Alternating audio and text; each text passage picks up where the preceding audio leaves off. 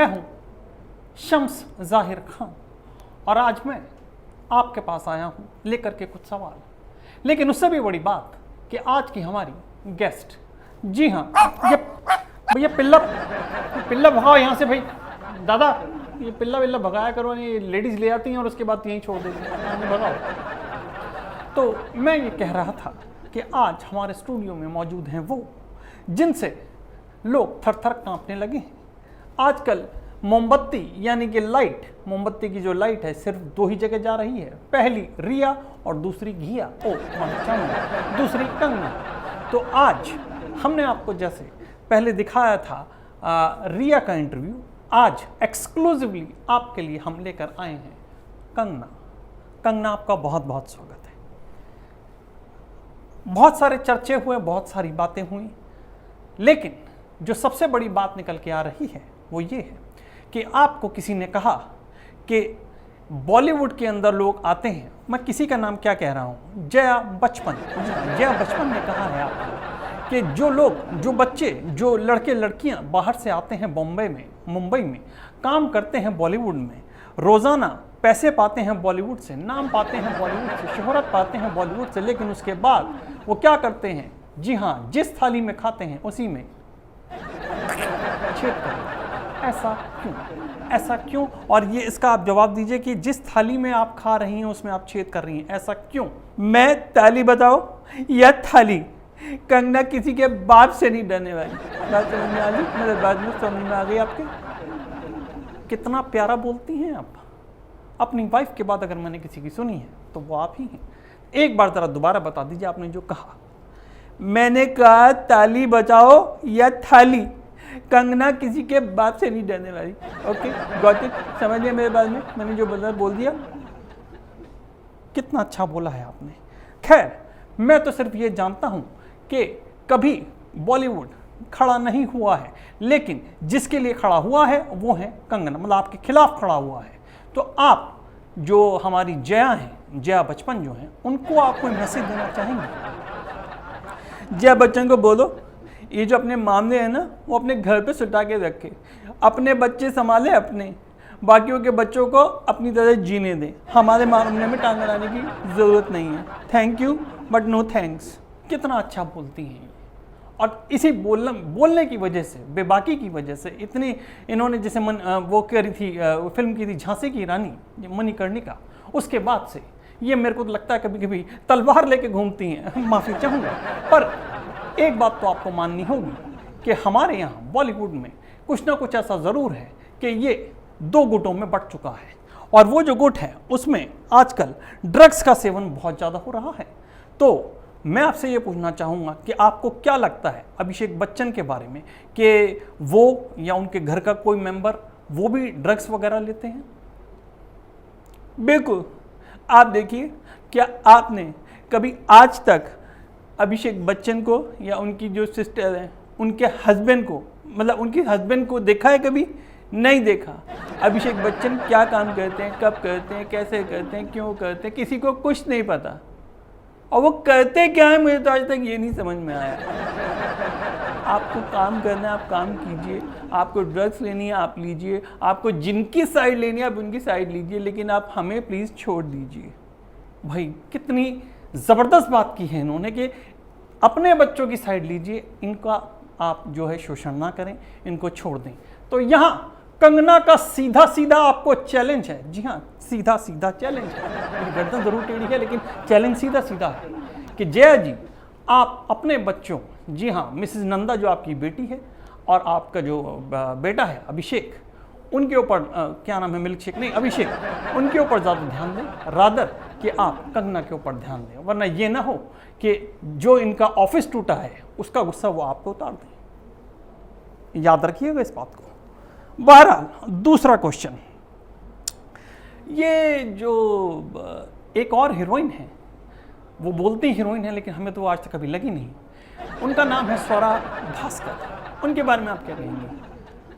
सुनिए मेरी बात, ना तो वो स्वरा भास्कर है, उसका असली नाम मैं आपको बताती हूँ, उसका नाम है सुअर आ भाकर, मतलब सुअर कम बेटा भाकर आओ। वो है वो पिग वाली सोच वाली लड़की है, वो इस तरीके की हरकतें करती है, मेरे को बिल्कुल पसंद नहीं है। I just don't want to talk to her. Okay, समझ में आ गई आपको? मुझे बिल्कुल सही समझ में आया और मैं इतने दिनों से सोच भी रहा था, जो आपने नाम दिया है वो ज़्यादा बेहतर है, सुअरा भाग कर। वाह क्या बात है। और भाग कर आने के बाद जब सुअर आता है, कभी आपने उसका आवाज़ सुना है? होई ऐसे करते हैं। वाह क्या आवाज़ है और क्या अंदाज है, बहुत ही बढ़िया। अब हम बात करते हैं उर्मिला माँ तोंडकर की। जी हाँ, एक तो मुझे समझ में नहीं आता है कि जब कोई हीरोइन उठने लग जाती है, कंगना जी आपने भी ये बिलीव किया होगा कि जब कोई हीरोइन उठने लग जाती है तो उसके आसपास जो हीरोइन होती हैं जिनके पास काम नहीं होता वो बिलबिलाने लग जाती हैं। तो उर्मिला को आप क्या कहेंगे? क्योंकि उन्होंने आपके लिए पता है क्या कहा है, मुझे तो बोलते हुए भी शर्म आ रही है।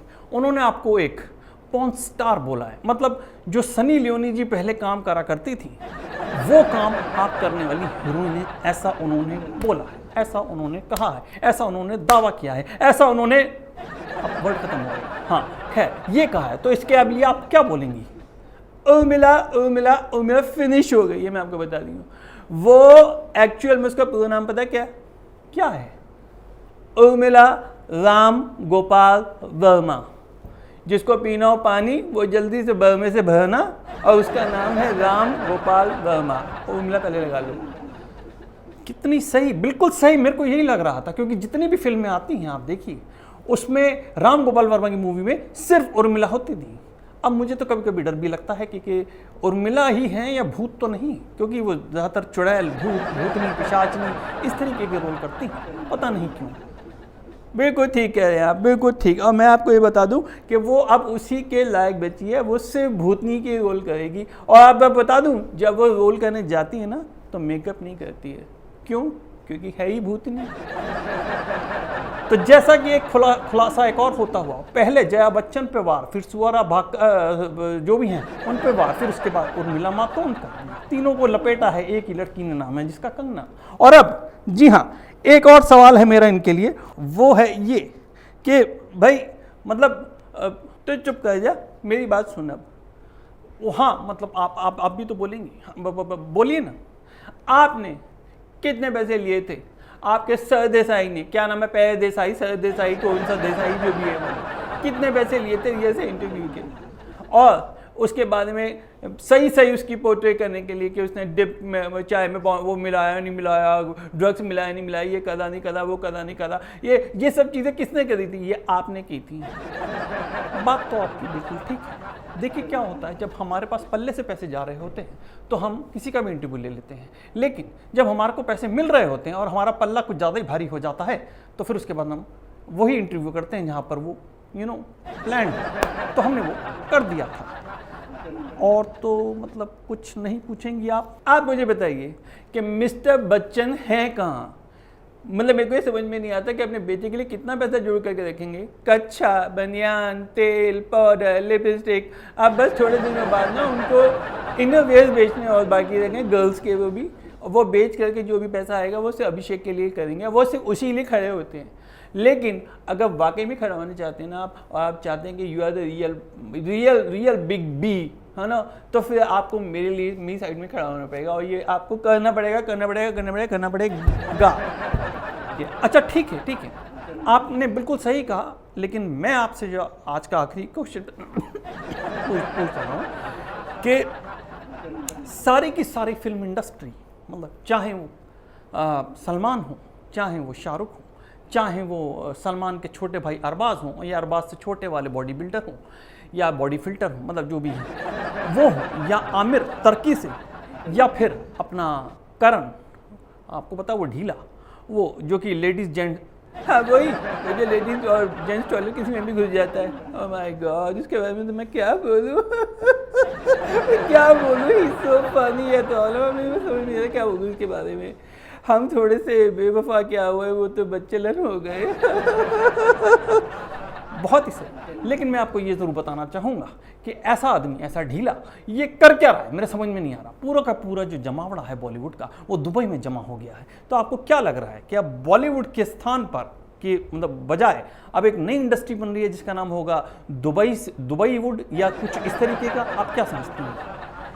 मेरे हिसाब से तो ना ये जितने गए हैं वहाँ पे, इनको एक दूसरा प्लेन दे दो और उसके अंदर पेट्रोल छिड़को और माचिस मेरे पास है। एक बार आग लगाऊंगी ना। और हाँ, एक बंदा तो रह ही गया उसमें, संजय राउत, उसको भी बिठाओ उसमें और फिर मैं लगाती हूँ आग और फिर देखो वो कहाँ जा कर के, अगर मैंने इनके प्लेन का मैंने जेट नहीं बना दिया ना, रॉकेट, तो मेरा नाम करना नहीं। अब बस बहुत हो चुका है। तो देखा आपने कितनी बेबाकी से सवाल है। और आज का हमारा एक और आपसे आखिरी सवाल। अरे सवाल, अरे सवाल तो पूछे। अच्छा सॉरी, नहीं पूछ रहा। देखा आपने किस तरीके से ये हल करते थे।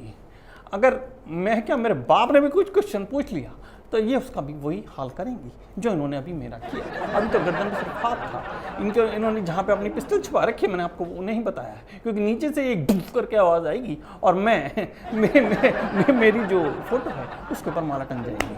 बहरहाल मैं ले रहा हूँ आपसे इजाज़त। आप बने रहिए सिर्फ कल तक, अब तक, आज तक, परसों तक और नरसों तक, जब तक भी आप बने रहिए। अब मुझे दीजिए इजाज़त। मैं हूँ शम्स ज़ाहिर खान। तो कितनी हिलाऊं, बंद करो। अगर आपको हमारा वीडियो पसंद आया हो तो इसे लाइक करें, हमारे चैनल को सब्सक्राइब करें और हाँ, बेल आइकन दबाना ना भूलें ताकि आप तक हमारे वीडियो की नोटिफिकेशन पहुंचती रहे। आप अपना सुझाव हमें कमेंट बॉक्स में दे सकते हैं। हमारे साथ जुड़ने के लिए शुक्रिया।